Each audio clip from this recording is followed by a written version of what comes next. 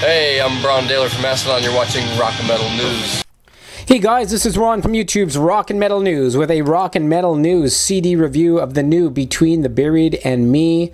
They are set to release their 7th full-length album called Coma Ecliptic through Metal Blade Records on June the 30th. The album is over an hour long and full of pure musical bliss. Tommy Rogers stated, "Coma Ecliptic is a new life for BTBAM. Throughout the process, we worked harder than we have ever and have really pushed the BTBAM sound to a new identity. In a world of repetition, I'm very proud to be a part of something that is extremely rewarding as well as frightening. When you don't push yourself, you will never know what the outcome is. The outcome is Coma Ecliptic." And Dan Briggs stated, "Spending the last year immersed in a world of Quadrophenia, Operation Mindcrime, The Wall, as well as Sondheim and Lloyd Webber musicals, Stravinsky and Mussorgsky symphonic suites, writing an over-the-top, dramatic, and forward-thinking rock opera was the most natural thing to do. The story follows the wanderings of an unidentified man stuck in a coma as he journeys through his past lives. Each song is its own episode in a modern-day sort of the Twilight Zone-esque fashion. The unidentified man enters each world and is offered a choice, stay or move on to the next in search of something better, something more perfect. The man does find his ideal life, but then is offered the ultimate choice of life or death. He chooses life and wakes up to his own actual reality.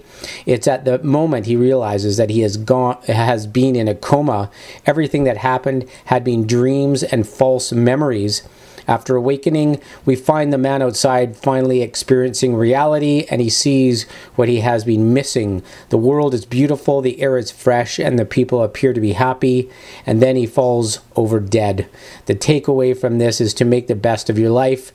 People are constantly searching for something better without taking the time to appreciate the things they have. What we need may already be here and is hopefully real. We may all be in a coma in another life."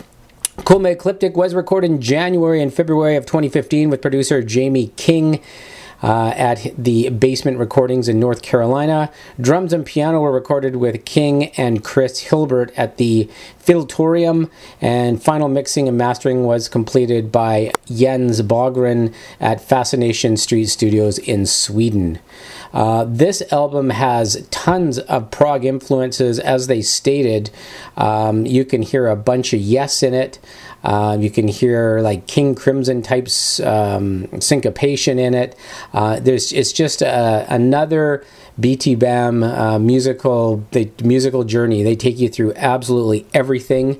There's lots of cleans on this album, and they throw in really, really slow acoustic stuff, and they go really heavy.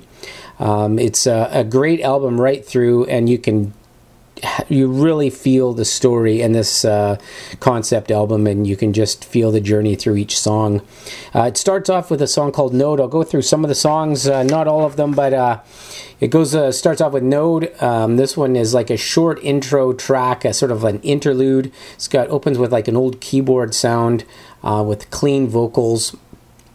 Piano cuts in, and they have some really nice vocal harmonies. At about 2:45 of the track, it has this real Yes type feel from the 70s. It's almost like you're listening to some old prog Yes, and at the end they bring it down again to finish the track off with some piano. The second song, which was released prior, it's out now actually, you can pick it up on iTunes, is the Coma Machine. That one has some piano in the beginning, almost like some real cool Rush type drumming. Great lyrics, there's some offbeat piano. The screams start a couple minutes into the track, and again, to me, I picked out a lot of sort of some Yes vocal phrasing on the cleans in this one, and a great song. They bring you all over on that track. The third song is Dim Ignition, another shorter song.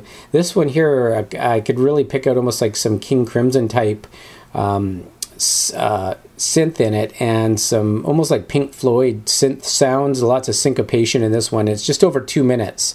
It's kind of like another bridge type track that bridges the songs together. And number 4 was Famine Wolf. Amazing guitar work. You can pick this one up as well on iTunes right now.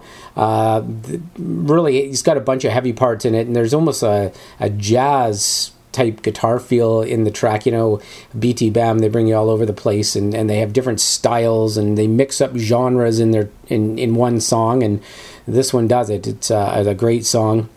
They have a song number 5 is King Redeem, Queen Serene.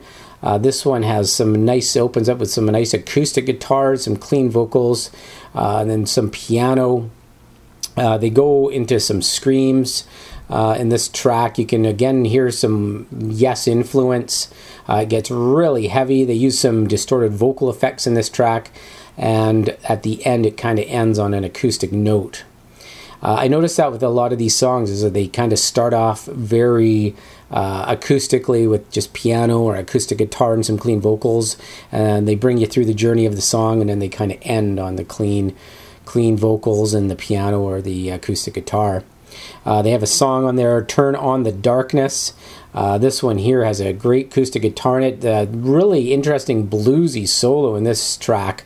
And another interesting point on this song was Paul Wagner does the vocals, and there are some harmonies on the vocals with Tommy, so it makes for a very interesting track. And just wanted to say the track they end off the album with is Life in Velvet. It's got some piano in it. It almost has the piano, like the Coma Machine piano sound again in it from track number 2, but they kind of change it up a bit, but it has that same type of piano feel. And it's got some clean vocals. It gets heavier about 1:45 in, and it's just got some amazing guitar work in it behind the vocals. And it's just an overall great album. There's just so much stuff on this album. You got to check it out. I mean, if you're a BTBAM fan, you know exactly what they're capable of, and they put it all out on this album. It's just, they're an amazing band, amazing musicians. So if you're a musician and you haven't checked out BTBAM fully, you got to check out this album. So check out Coma Ecliptic. Let us know what you think of it. I think this is just an amazing album, and they pull it off again as usual. This is Ron from YouTube's Rock and Metal News. Thanks for tuning in.